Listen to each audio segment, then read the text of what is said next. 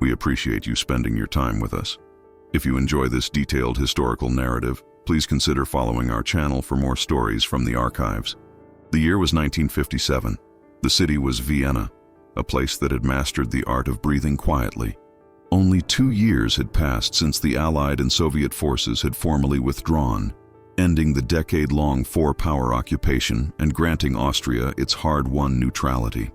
But neutrality, in the superheated political climate of the 1950s, was not the same as peace. It was a tightrope. Vienna, with its grand, fading facades and coffee houses thick with cigarette smoke, had simply traded overt military control for the covert maneuvering of 100 different intelligence agencies. The city was a gray zone, a crossroads where the West's Radio-Free Europe broadcasts crackled in the same air as the Volksstimme, the Austrian Communist Party's daily paper. Into this city of shadows stepped Franz Gruber every morning, precisely at 5:15 a.m. Franz was not a spy. He was, in his own estimation, something far more important. He was the senior conductor for the Österreichische Bundesbahnen, ÖBB, the Austrian Federal Railway. He was 52 years old, a man defined by the rigid lines of his pressed blue uniform, the gleaming brass of his ticket punch, and the unwavering timetable he kept not just in his pocket, but in his mind. Franz was a man of meticulous, almost obsessive routine. He believed that the rebuilding of Austria, the very fabric of its new identity, depended on such routines. It depended on the trains running on time. His route, the 7:05 a.m. Schubert Express from Vienna's Südbahnhof to Graz, was his domain. He knew every bolt, every seat spring, and every groaning sound the carriage couplings made on the frosty morning rails. His personal life was as ordered as his professional one.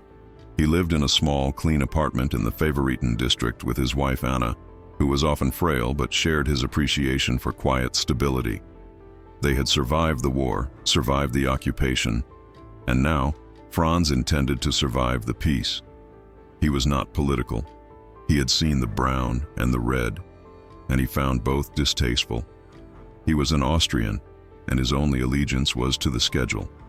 The 7:05 a.m. was a commuter train, but its path was significant. It cut south, running parallel to the Iron Curtain, passing through industrial towns like Wiener Neustadt before heading into the mountains of Styria.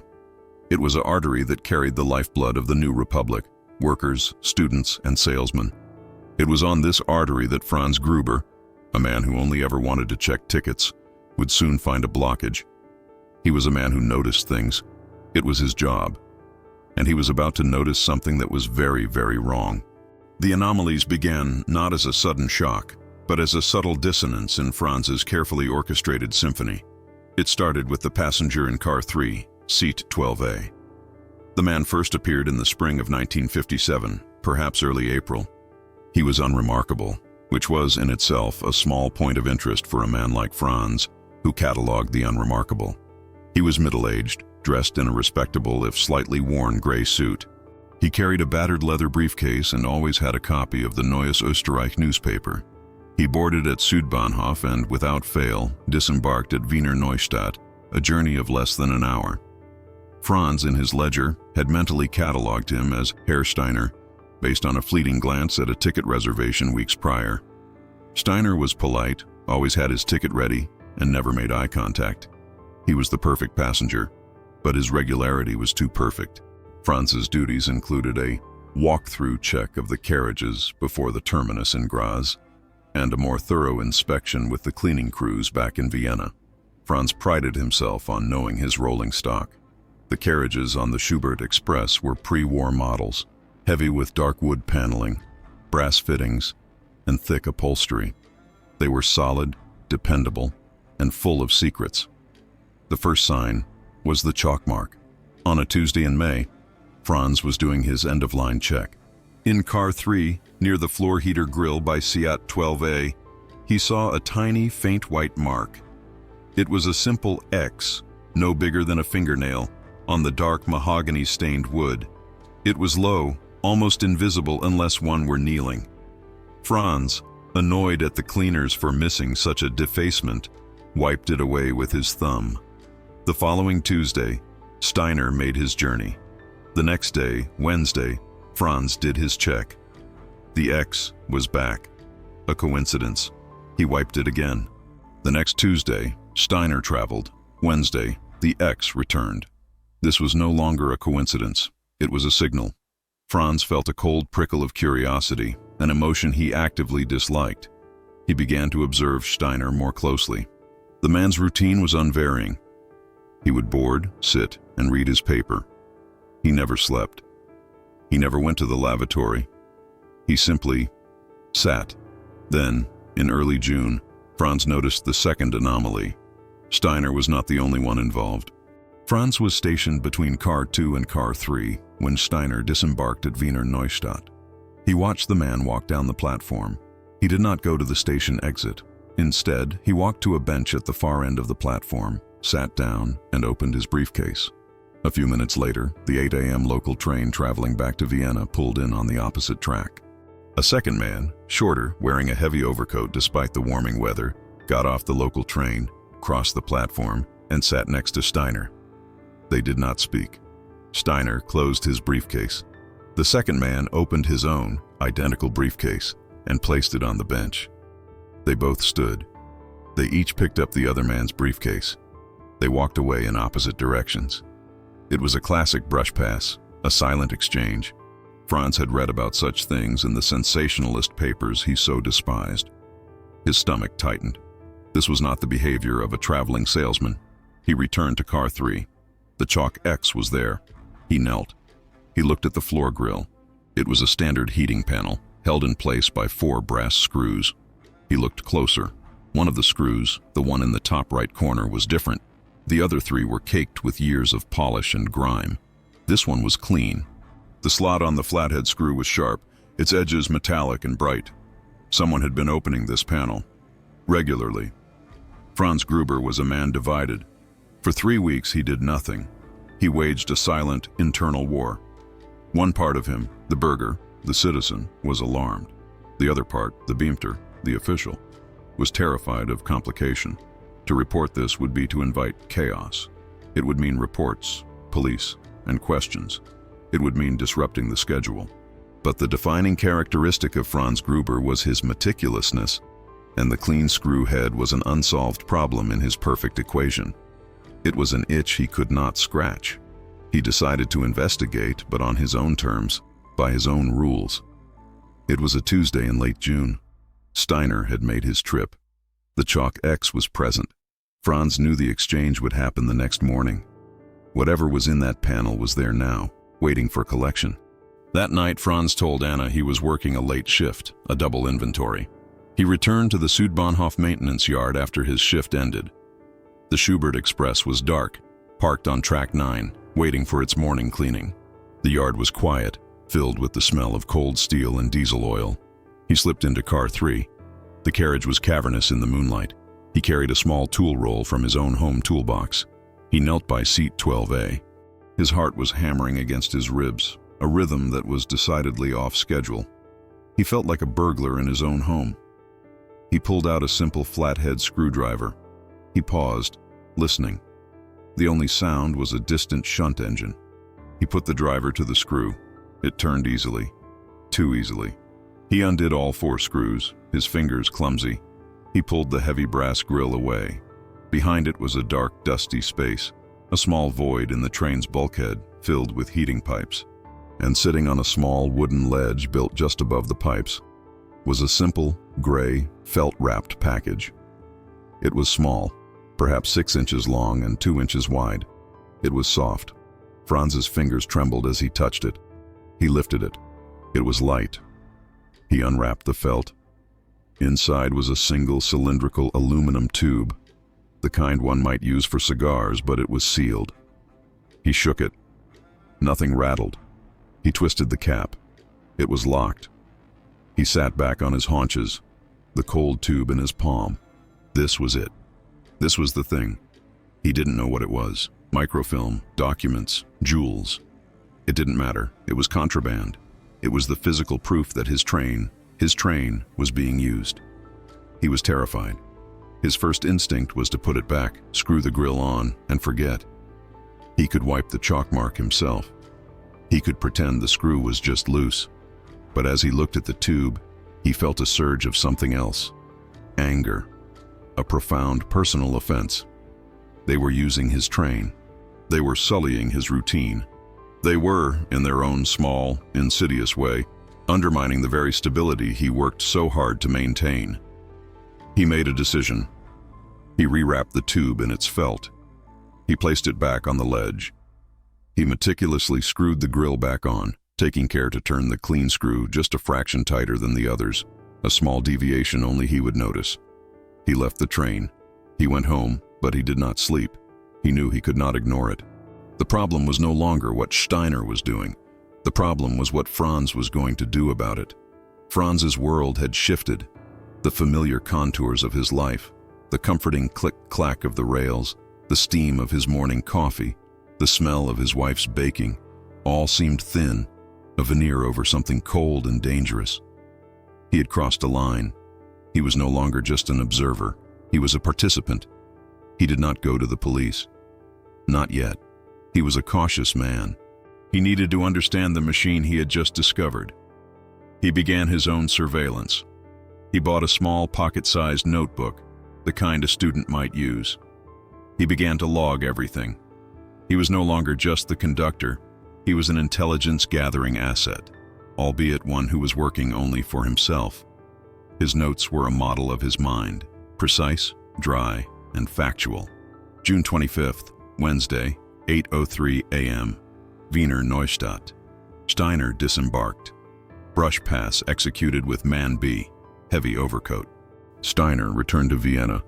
Man B boarded 8:10 a.m. local to Graz. Man B did not board car 3. This was a new discovery. The man with the overcoat, the one who took the briefcase, was not the one retrieving the package. Steiner was the drop. Man B was the diversion, or perhaps moving money while the other moved intelligence.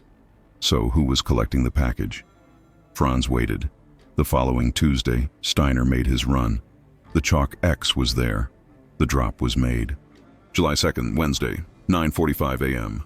Mertzuschlag. Man C, young student type, horn-rimmed glasses, boarded. Did not sit in car 3, sat in car 2. 10:15 a.m. Man C used lavatory in car 3. Time in lavatory, 8 minutes. Note, average time 2-3 mines. 10:23 a.m. Man C disembarked at Kapfenberg. It was a brilliant piece of tradecraft. The collector, Man C, never went near seat 12A, but Franz knew the layout of his trains. The lavatory in car 3 shared a bulkhead with the panel behind seat 12A. Was there an access point from the other side? The next week, Franz took the risk. After Man C had completed his 8-minute lavatory visit and disembarked, Franz locked the lavatory door for cleaning. He went inside. It was a cramped, metallic-smelling space. He looked at the bulkhead wall, the one shared with the passenger cabin. There, hidden behind the plumbing chase, was a small 6-inch square maintenance panel held by wing nuts. It was designed for accessing the pipes. He opened it. It opened into the same void he had accessed from the other side. The small gray, felt-wrapped package was gone. Franz's blood ran cold. This was not a simple operation. This was a network. Steiner, the drop, places the package from Vienna. Man B, the diversion, conducts a high-visibility briefcase swap to draw the eye. Man C, the mule, retrieves the package from a secure secondary access point.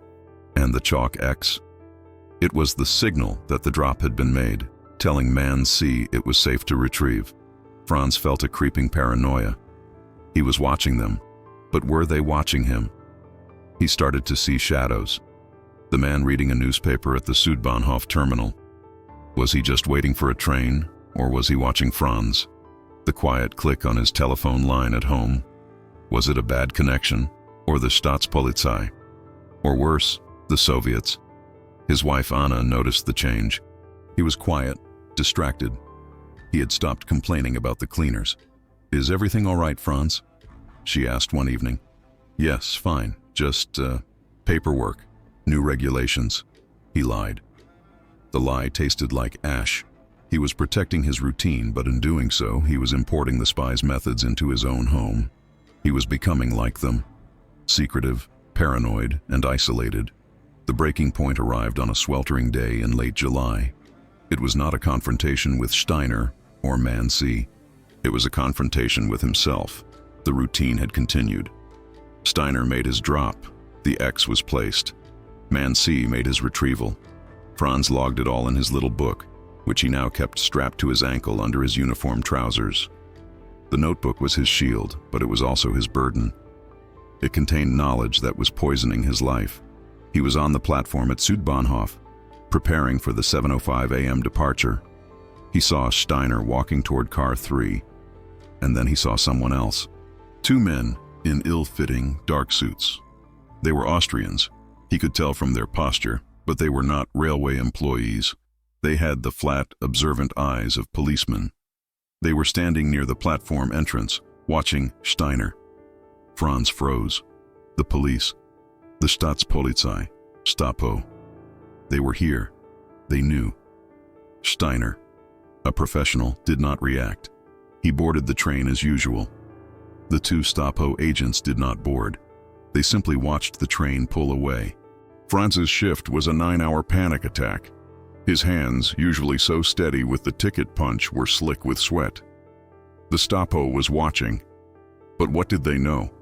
Were they watching Steiner, or were they watching him? Had he been seen, a conductor acting strangely around a heating grill and a lavatory? He realized with dawning horror that his own surveillance had made him a participant. In the eyes of the police, he might not look like a concerned citizen. He might look like an accomplice.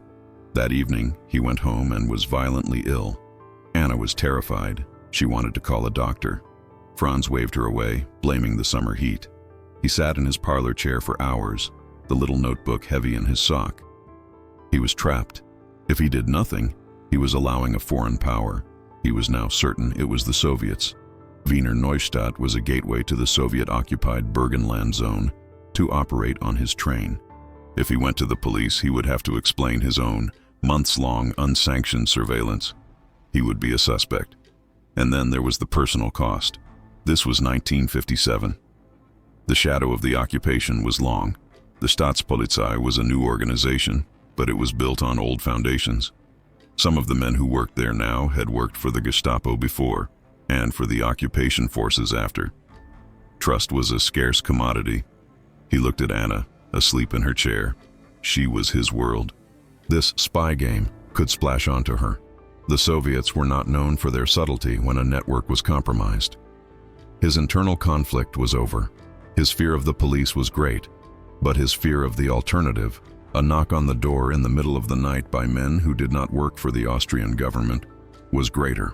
The next morning, he did not go to the Südbahnhof. He took a tram to the Herrengasse, to the headquarters of the Ministry of the Interior. He clutched his small notebook.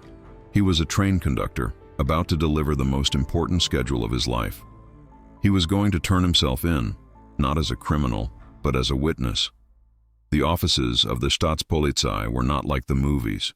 They were bureaucratic, smelling of stale cigar smoke, floor wax, and mimeograph ink.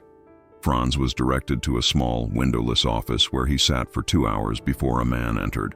The man introduced himself only as Inspector Klaus Reiter. He was a thin man in his late 40s with a face that looked like it had been carved from a block of worry. He did not look like a spy catcher. He looked like a tired accountant. Reiter listened. He let Franz talk for 40 minutes without interruption. He did not take notes. He just smoked, his eyes fixed on Franz. Franz laid out the entire story. Steiner, the chalk mark, the briefcase swap, Man C, the lavatory panel, the aluminum tube. Finally, he pulled out the notebook. Reiter looked at the notebook, turning the pages. His expression did not change, but Franz saw a muscle twitch in his jaw. "You are a very observant man, Herr Gruber," Reiter said. It was not a compliment, it was a diagnosis. "It is my job to observe," Franz replied. "You have put yourself, your wife, and your railway in considerable jeopardy," Reiter said flatly. "The railway is my jeopardy," Franz said with a flash of anger. "This is my train." Reiter stared at him, then gave a short, dry cough that might have been a laugh. "Very well, conductor. Your notebook is compelling. You will now do exactly as I say. You will go to work. You will run your train. You will see nothing. You will write nothing. You are a conductor, and that is all. Do you understand? Franz nodded. He felt a profound sense of relief and also of dread. He had passed the burden. The Staatspolizei operation, when it came, was a masterpiece of bureaucratic subtlety. Reiter was not interested in a dramatic platform arrest. This was not a movie. He was interested in the network. The next Tuesday, Franz ran his route. He was almost sick with nerves. He saw Steiner board. He punched his ticket, his hand not shaking. He saw the faint chalk X near the grill. At Murzuschlag, man C boarded. But this time, there were new passengers. A married couple in car 2, who seemed too interested in their identical newspapers. A workman in car 3 who slept with his cap over his eyes. They were Reiter's men. Franz watched as man C went to the lavatory. The workman in car 3 stood up, stretched, and casually followed him. The workman did not enter the lavatory. He waited outside. 2 minutes later, man C came out, his face pale, holding the small aluminum tube. The workman simply put a hand on his arm. "A word, if you please," the agent said. It was not an arrest. It was an exposure. Man C, who was found to be a university student from Graz named Karl Schmidt, recruited by a cultural attaché at the Soviet embassy, was quietly guided off the train at the next stop, Kapfenberg. There was no struggle, no guns, just a quiet, polite, and terrifyingly efficient removal. On the platform at Wiener Neustadt, 2 other plainclothes agents intercepted Steiner as he waited for his briefcase swapping partner. Steiner, whose real name was Victor Laren, a KGB agent with a well-made Austrian passport, did not resist. He simply sighed, as if he had missed a connection. The operation was over. The smuggling route was severed. Franz, standing at the other end of car 3, pretended to check his manifest. He felt no triumph. He just felt empty. Franz was brought to Reiter's office again that evening. The atmosphere was different. The air was charged. Reiter offered Franz a coffee, which he accepted. "The student Schmidt is talking," Reiter said. "He's terrified. He thought he was just moving anti-fascist literature. He had no idea what he was involved in." "And the tube?" Franz asked. Reiter tapped a folder on his desk.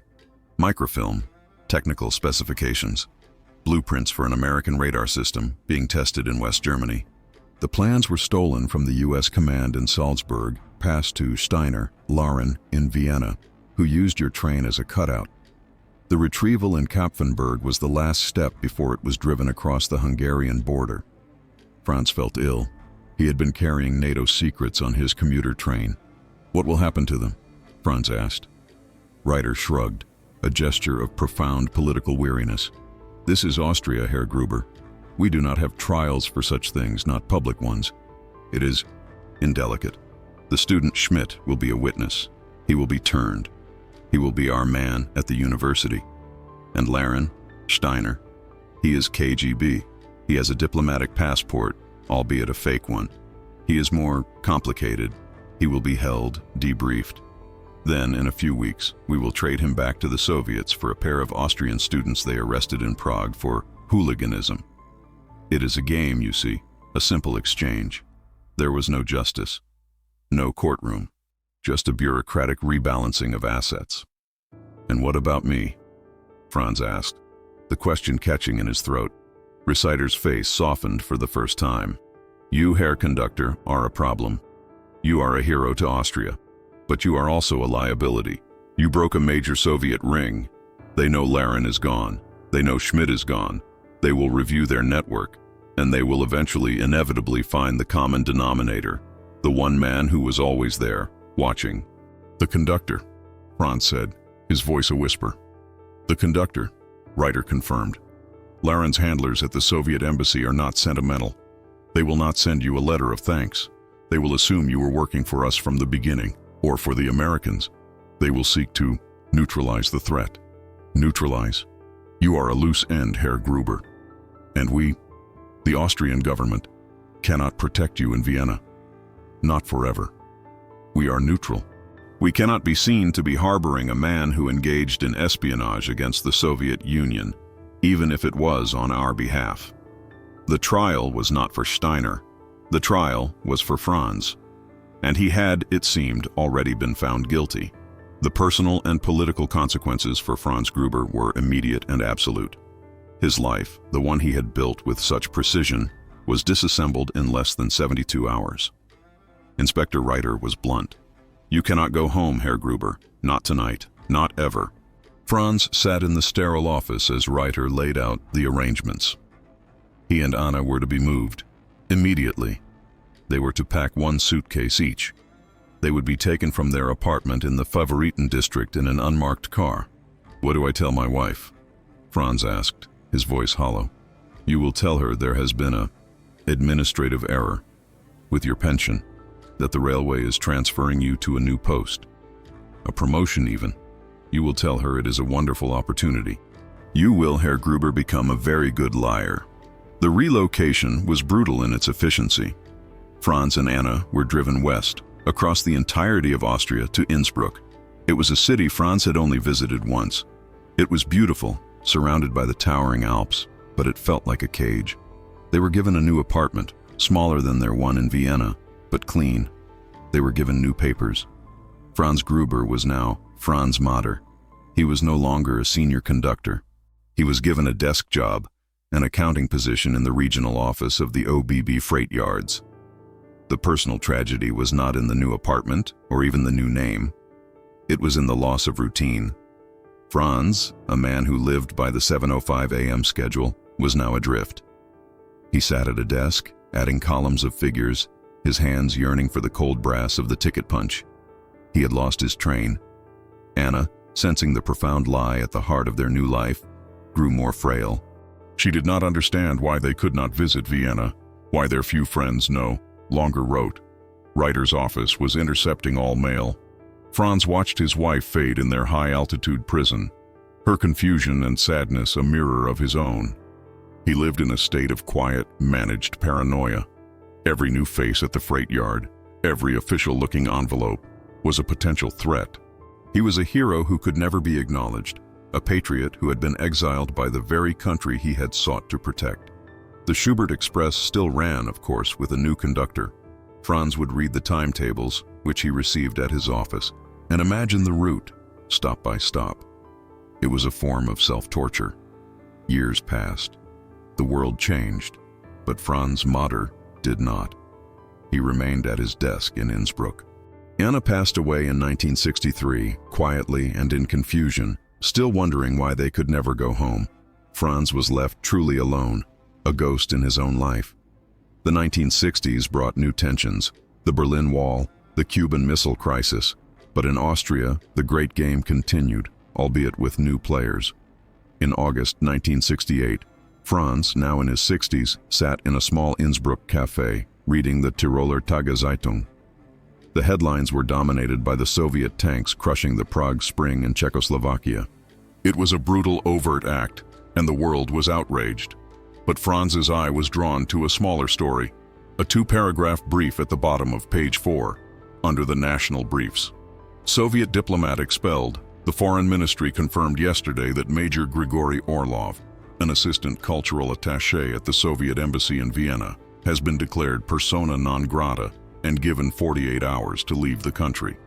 The ministry cited activities inconsistent with his diplomatic status. Franz knew that name. Orlov.